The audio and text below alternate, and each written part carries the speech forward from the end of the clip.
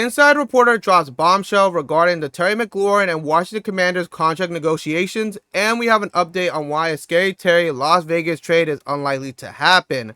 I'm your host, Azael Mejia, with Commanders Digest, reporting everything all Washington Commanders offseason, regular season, and everything between. So if you want to be caught up to date, everything Commanders, make sure to run it up, run it up, run it up. Ow! I just had a bicep workout, and it hurts. The things I do for the channel, just in case, the Commanders need a tight end, a fullback, a water boy, hit my line, we can talk money. But back to it, Scary Terry is back on the channel. Unfortunately, not for a contract. A contract is not broken. We have X, we have the notifications on in case something drops, because, a lot of people have been telling me in the comments, bro, don't worry. You're going to sign a contract the day before, the day of training camp. We got the internet, we got the notifications on just in case. But back to it, like I said, we do have a reporter who dropped some quotes about this whole situation regarding Scary Terry and the Washington Commanders. We also have some not inside, but we also have some a response from the Raiders community on whether or not they will like McLaurin and why a trade wouldn't work with the Las Vegas Raiders. I've done the research, believe it or not. I got the stats, I got the quotes. Like I said, done the research, so you don't have to. We're going to be breaking it down. But before we do that, if you're a new watcher, new viewer to the channel, make sure to hit that subscribe button, because we do have a subscriber goal trying to hit 500. Yes, 500 subscribers by week 1 of the NFL season. Game 1 for the Commanders is in 6 weeks. We're getting closer and closer. That's how time works. But yes, we're getting closer and closer. And closer and closer to the subscriber goal. We're less than 50. We're less than 50. I'm gonna keep my mouth shut. I'm not going to say nothing official, but we're less than 50. So if you're new here, subscribe. But if you're not, if you're a returning viewer, you know how you can also help by subscribing, because 87.5 of y'all who are watching the videos are not subscribed. That's crazy, because it's for the free skis. It doesn't charge you nothing, and it takes like 2 seconds. You can legit subscribe while you're watching the video. That's how easy YouTube makes it. That's how easy it is to subscribe, and no credit card. It doesn't give you emails, nothing like that. That's how easy it is. But we're going to be breaking it down. Scary Terry, who has, it's been a roller coaster of emotions. We've done a ton of videos. If you want to see any of those videos, go watch them after this one.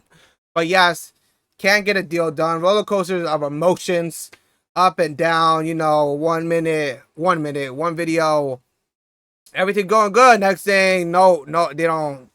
Talks have been silent. They're reaching mutual agreements. Then now, we talked about it before on the channel. The longer this drags out, the uglier it's gonna get. Scary Terry has come out and said the point of no return hasn't been reached yet, but time is ticking. But we're gonna get straight into these quotes, because we got a lot to break down.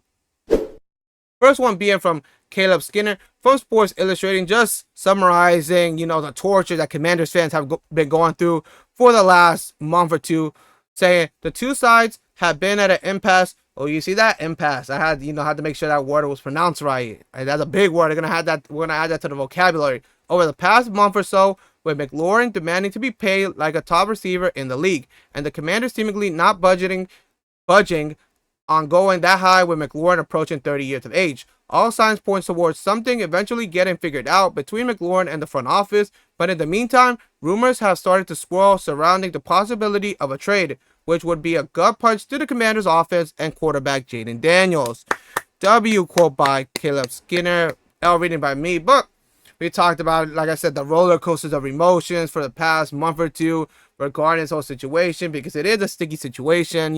He's been loyal to the franchise for the last last 7 seasons, and been through the bad, the ugly, the messy, and he just wants to get paid. It may be his last final big money deal. The quote says 30 years. That's also a situation, because he is in that third. That's an ugly point right there. You don't want to reach. No, I'm not saying 30, but hitting 30 right is a sticky situation, because you hit 30, about to hit 30 back. He's gonna hit 30 in September, and that's when you're on your contract year. That combination didn't go well. It would be a gut punch for the Commanders. Obviously, Scary Terry would be your number 1 option for the Commanders offense, for Jayden Daniels. You saw what they've done just their 1 season together. What can that look like for a season 2? we've mentioned it before. The metaphor is like when your favorite TV show hits the peak, the season finale ends on a cliffhanger, and it gets canceled. Do you really want? They need to not just a rematch.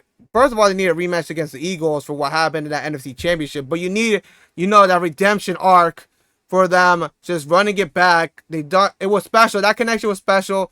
You gotta run it back. And Scary Terry has come out and said he doesn't want to. He wants the deal to get done. He wants to stay in Washington. The first thing from his mind is trying to break up the team. Teams picking sides between the organization or McLaurin. He doesn't want that. He doesn't want no drama. He come out and say he doesn't want drama. He doesn't want to make the bigger. He wants the deal done. He wants to be in Washington for the rest of his career. You guys let me know in the comments which side are you taking. But we're gonna go more so to Bill Williamson, who's a writer for this popular Raiders site called Silver and Black Pride. Like I said, the fan base of the Raiders have come out and, full force. They ran a poll with over 700 votes talking about should the Raiders get this deal done? Should they trade for McLaurin to get a deal done? 70% of Raiders fans said no. No, they do not agree with the trade. Only 30% said yes to the trade. We're going to be breaking it down on what Bill Williamson had to say, why the fan base responded that way. The Raiders have the salary cap flexibility where they can acquire McLaurin and give him a brand new deal and still have room to extend the contract of current number 1 wide receiver, Jacoby Meyers, and keep him as the number 2 receiver to McLaurin if they choose. I get why many fans don't want the Raiders to make that deal. McLaurin would probably cost the Raiders at least the 2026 first-round pick in the trade and could be pushed back it could push back the development of rookie receivers Jack Besh and Dante Thornton, who the team are both high on. W quote by Bill. A little bit out reading. Like I said, my biceps hurt, so that's affecting my reading skills. Believe it or not, that's totally physically possible. But back to the quote. I took this, as I'm just in joking way, take this petty. Oh, you don't want McLaurin? Is McLaurin not good enough for you or something? Like what? But I do understand while doing the research for the Raiders, they do have a system. They have, everybody has their own, race. Everybody has their own marathon. They have their own system. And they're building. The rebuild is taking time. It is looking pretty good with guys like these receivers, Jack Besh and Dante Thornton, who are dogs. You also have Geno Smith that they signed. They also got Pete Carroll on there. So everything's developing well. And I can understand, when you try to insert a star player from the outside, you bring him in and you trade your future away, and then it looks bad when it doesn't play out. So maybe the Raiders are just playing it safe. They know what they got and they don't want to risk anything. Like they don't want to push the development further of these younger players, and they don't want to give up their first round pick because yes, you're gonna have to trade a lot. Not the least will be that first round pick in 2026. It probably would be one of these young receivers as well. So I can understand why Raiders fans would want that. Trust the process, build through the draft. You don't want to break something that's meshing well together because you want to bring, you see the nice, shiny new receiver on the market. I totally understand that. But we're finally going to get to the last article. Like I said, this is from the insider, Henry McKenna from Fox Sports, saying this was the big quote from it. If necessary, McLaurin will explore every option, including a holdout, a hold-in, and a trade request. Oh my goodness. This is looking bad. It's looking like there could be dead money because you are paying for this final year. McLaurin is getting paid 19.7 and he can hold out, hold in. And there was so many quotes that Henry threw in his article. And I didn't want to just, bombard. There we go. Unlock the new word. The fans with all these quotes, all these big quotes. But some of the quotes include everything's on the table, like right there in the quote in front of you. Hold out, hold in, a trade request. This one blew my mind. There has been no trade talks in weeks regarding McLaurin and the front office. So that's the bombshell right there. There's been no trade talks in weeks. Even after McLaurin recently come out saying how he's been dissatisfied with the updates and the negotiations, how they've been going. It's just crazy to believe how ugly it's turned for a guy who's given everything to this organization, who's been loyal to this organization, and he's not getting that same type of respect back. And like I said, read that article from Henry because it does go well in depth within details we have discussed. You know, McLaurin hitting over 1,000 yards, his 6 out of the last 7 seasons he's been with the Commanders. Also on, you know, what the market is looking like. Like I said, McLaurin is getting paid $19.7 million for this last year of his contract.